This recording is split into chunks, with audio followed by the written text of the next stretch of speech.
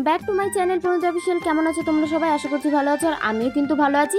তো গাইজ, আজকে কিন্তু এসেছি আমরা একটা অন্নপ্রাশন বাড়িতে। আর এখন কিন্তু আমি একাই এসেছি, আর রাতে কিন্তু আমার বাড়ির সবাই আসবে। আর এটা কার বাড়িতে অন্নপ্রাশন হচ্ছে সেটা তোমরা একটু পরেই বুঝতে পারবে। আর এখানে দেখো, যার অন্নপ্রাশন সে কিন্তু খুব কান্নাকাটি করছিল, কারণ এত গরম পড়েছিল না। আর দেখো গাইজ, যখনই ওর কাছে ফোনটা নিয়ে এসেছে না, তখন দেখো পুরো চুপ হয়ে গেছে, মানে ফোনটাকে দেখছিল। আর এরপরে কিন্তু আমরা সবাই মিলে বেরিয়ে পড়েছিলাম জল আনতে।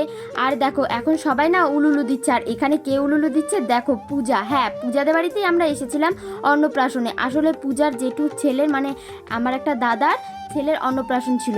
আর এখানে দেখো ঠাকুমা কত নাচছে, মানে এই গরমে ঠাকুমার এনার্জিটা একবার দেখো। আর আমরা দুজন পুরো একদম টায়ার্ড হয়ে গেছিলাম, এত গরম ছিল, আর স্কিনগুলো না পুরো জ্বালা করছিল। এখানে কিন্তু অনেকেরই জল নিতে আসার কথা ছিল, বাট এত গরমে না সেরকম কেউ আসেনি।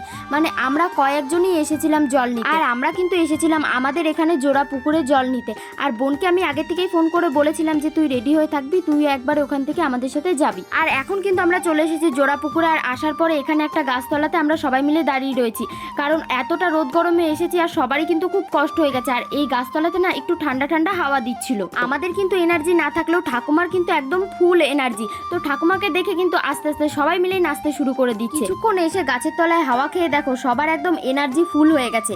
মানে এত রোদ গরমে এসেছিলাম, তাই কিন্তু আর কেউ নাচতে নাচতে আসেনি। তারপরে আর কি আমাকেও টানলো, আমিও একটু একটু নাচ করছিলাম। মানে সবাই মিলে তো আমরা হেঁটে হেঁটে এসেছি, আসার টাইমে আর নাচ করতে করতে আসিনি। তাই বললাম যে এখানে দাঁড়িয়ে থেকে কিছুক্ষণ নাচ করে নিই, আবার যাওয়ার সময় হেঁটে হেঁটে যাবো। কারণ এই রোদ গরমে যদি আবার এত রোদে নাচ করতে করতে যাই না, তাহলে আর দেখতে হবে না, হয়তো রাত্রেবেলায় আর যেতেই পারবো। তারপরে আর কি সবাই নাচানাচি করার পরে এখানে যা যা নিয়ম থাকে পুকুরে, তো সেগুলোই হচ্ছিল। এখানে প্রথমে দিয়ে দিল দুব্ব, আর এখানে দিয়ে দিয়েছিল তেল। আর এরপরে কিন্তু একটা লোহা ঠেকিয়ে জলটা তুলে নিল। তো এখন আমাদের জল নেওয়া হয়ে গেছে। আর এখন কিন্তু আমরা চলে যাচ্ছিলাম বাড়িতে, মানে অন্নপ্রাশন বাড়িতে। আর এখানে না যাওয়ার সময় আমি বাড়ি থেকে একটা ছাতা নিয়ে নিয়েছি, কারণ অনেক রোদ ছিল। আর স্কার্ফটা দিয়ে ভালো করে মুখটা ঢেকে নিয়েছি। আর এরপরে এসেই আমাদেরকে যে দায়িত্বটা দিল সেটা ছিল পুচকুকে সাজানো। আমাদের দায়িত্ব ছিল পুচকুকে সাজানো, আর পুচকুর যে খাবারগুলো ছিল সেগুলোকে সাজানো। সেটা তোমরা একটু পরেই দেখতে পাবে। তো এখন দেখো পুচকু আর পুচকুর মামা চলে এসেছে। এখানে এখন পুচকুর মামা ওকে আশীর্বাদ করে নিচ্ছে। আর এই দেখো এই থালাটা আমরা সাজিয়েছি, মানে আমি আর পূজা মিলে। আর দেখো পুচকু এত কান্নাকাটি করছে। আর পুচকুর দাদা এখানে কি করছে তোমরা একবার দেখো, মানে আমাদের সোনু পাখির ভাই ওখানে কান্না করছে। আর এদিকে দেখো সোনু পাখি নেচেই যাচ্ছে। আর এখানে এখন পুচকুকে খাওয়ানো হচ্ছিল পায়েস। আর এখানে ক্যামেরাম্যান এত ডাকছে পুচকুকে, আর পুচকু না শুধু আমার দিকেই তাকিয়ে রয়েছে, দেখো কিভাবে তাকাচ্ছে আমার দিকে। তো চলো তোমাদের সাথে কিন্তু আবার রাত্রেবেলায় দেখা হচ্ছে। আর এটা কিন্তু ছিল রাতের ডেকোরেশন। আর এখান থেকে আমি ভিডিওটা আবার শুরু করলাম। আসলে দুপুরে খাবার দাবার খেয়ে গিয়েছিলাম আমি আর পূজা বাজারে, কিছু টুকটাক কেনাকাটি করার ছিল। আসলে আগের দিন না আমাদের সেরকম কোনো প্ল্যান ছিল না। আর যখন দুজন সামনাসামনি হলাম, তখন ভাবলাম রাত্রেবেলা একটুখানি মাথায় ফুল লাগাবো, তারপরে দুজনে কিছুটা একরকম সাজবো, তাই জন্য গিয়েছিলাম বাজারে। আর তখন না আমার ফোনে একদমই চার্জ ছিল না, আর ফোনটাকে বাড়িতে রেখে গিয়েছিলাম, যার কারণে ভিডিওটা আমার করা হয়নি। চলো সেই সব কথা বাদ দিই, তোমাদেরকে অন্নপ্রাশন বাড়িটা একটু ঘুরে ঘুরে দেখাই। এখানে ছিল একটা বেলুনের গেট, আর গেট থেকে ঢুকে এসেই ছিল ফুচকার স্টল। যাই হোক, এখন কিন্তু ফুচকাতে লোভ দিলে চলবে না, কারণ কিছুটা রাত হোক তারপরে ফুচকা খাবো। আর এখানে ছিল কফির স্টল, আর আমার কিন্তু কফি খেতে ভীষণ ভালো লাগে। আর এখানে দেখো পুচকু রেডি হয়ে গেছে। আর এই জায়গাটা কিন্তু ডেকোরেশনটা আমার জাস্ট ওয়াও লেগেছে। এটা ছিল পানের স্টল, আর পানের স্টলের পাশেই কিন্তু ছিল আইসক্রিমের স্টল। আর এখানটা ছিল কিন্তু খাবার দাবারের জায়গা, মানে এখানে সবাই মিলে খাবে। আর এখন কিন্তু আমি আর পূজা মিলে রেডি হয়ে চলে এসেছি। তো আমাদেরকে কেমন লাগছে বলো, আমাদেরকে ছাড়ো সোনু পাখিকে কেমন লাগছে সেটা কিন্তু বলো। আর দেখো সোনু পাখি আমার দিকে কেমন করে তাকিয়ে রয়েছে। এদিকে দেখো আমার দিদি বোন চলে এসেছে। আর এখন কিন্তু আমরা ভাবছিলাম যে কি খাওয়া যায়। তো পূজা বললো যে চল সবার প্রথমে কিন্তু আইসক্রিম দিয়ে শুরু করি। তোমাদের একটা কথা বলি, আমরা দুপুরবেলায় যখন বাজারে গিয়েছিলাম পূজাকে বললাম যে চল আইসক্রিম খাবি। পূজা বলছে যে না, এখন আর আইসক্রিম খাবো না, রাত্রেবেলায় কিন্তু আইসক্রিমের স্টল বসবে, ওখান থেকে অনেকগুলো আইসক্রিম খাবো। মানে ও বলছে এখন কেন টাকা খরচা করে আবার খেতে যাবো, রাতে তো আমরা খাবোই। যাক, আইসক্রিম খেয়ে কিন্তু আমরা চলে এসেছিলাম ফটো তুলতে। আর এখানে জায়গাটা দেখলাম একটু ফাঁকা রয়েছে। আর ক্যামেরাম্যান যে ভাইটা ছিল সে বলছে যে দিদি তোমরা কি এখন ফটো তুলবে, এখন এই জায়গাটা ফাঁকা রয়েছে।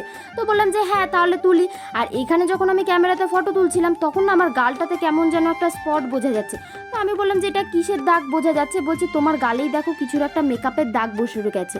আমি বললাম আমি তো সেরকম মেকআপ করিনি। তারপরে পূজা আর আমি কটা ফটো তুলে চলে এসেছিলাম কিন্তু ফুচকা খেতে। আর ফুচকা খেতে না আমার সেরকম একটা ভালো লাগে না। তোমরা এখন বলবে তো যে তুমি মেয়ে হয়ে তোমার ফুচকা খেতে ভালো লাগে না। হ্যাঁ, সত্যি কথা বলতে আমার ফুচকা খেতে সেরকম একটা ভালো লাগে না। আমার কিন্তু ফুচকা খেতে ভালো না লাগলেও পূজার কিন্তু ভালো লাগে। যদি পূজা আমার সাথে কোথাও ঘুরতে বেরোয় না, তাহলে আর বলে না যে ফুচকা খাবো, কারণ আমার তো খেতে ভালো লাগে না। পূজা বলে তুই না খেলে আমিও আর খাবো না, তাই কিন্তু আমরা দুজন অন্য কিছু খাই। আর এখানে না আমি 2-4টে ফুচকা খেয়ে আমি বোনকে বললাম যে তুই কি খাবি, তো বোন বলছে যে না আমার আজকে ফুচকা খেতে ভালো লাগছে না। এখানে আমি পূজাকে একটা কানে কানে কথা বলছিলাম, তো কি বলছিলাম সেটা না আমার এখন ঠিক মনে পড়ছে না। তো বোনকে এখানে আমি বললাম যে একটা তুই টেস্ট করে নে, তো তাই কিন্তু বোনকেও খাইয়ে দিলাম। আর এখানে কিন্তু ফুচকা খেয়ে এসে আমরা কফি খাওয়ার জন্য চলে এসেছি। আর যখনই কফি খেতে এসেছি আর কফির গ্লাসটা আমি চুমুক দেবো, তখনই পূজা বলছে যে না না খাস না। আমাকে এমনভাবে না করলো, সেটা দেখে কফি যে বানাচ্ছে সেই কাকুটাও কিন্তু হাসছে। আমি তো এখানে বুঝতেই পারছিলাম না যে আমাকে হঠাৎ করে কফি খেতে বারণ করছে কেন।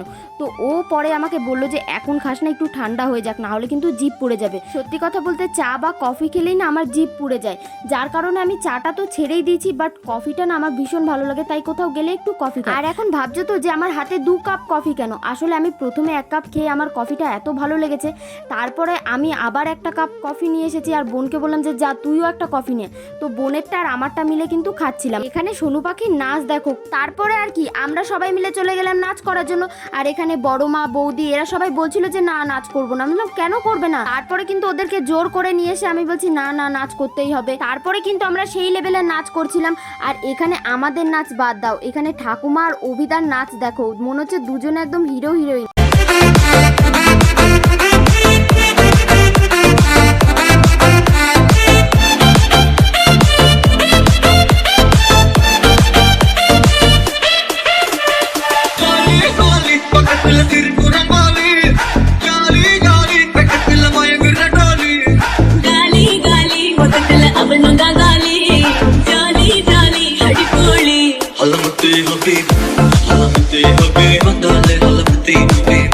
নাচ টাচ করে কিন্তু আমরা চলে এসেছিলাম খাবার খাওয়ার জন্য, কারণ অনেকটা রাত হয়ে গেছিল, ওই প্রায় 11:30 মতো বাজে। আর জানো তো আমরা না একটা টেবিলে বসেছিলাম, আমি পূজা ভাই মা বোন আর দিদি পড়ে গেছিল অন্য একটা টেবিলে। তো এখান থেকে আমি দিদির সাথে কিন্তু কথা বলছিলাম। তো চলো একেবারে খাবার দাবার খেয়ে তারপরে তোমাদের সাথে আবার কথা হচ্ছে। এদিকে কিন্তু আমাদের খাবার খাওয়া হয়ে গেছে আর অনেকটা না রাতও হয়ে গেছে। তো চলো আজকের ভিডিওটা এখানেই শেষ করছি। ভিডিওটা ভালো লাগলে like comment share and subscribe করে দিও। চলো বাই, দেখা হচ্ছে নেক্সট ব্লগে।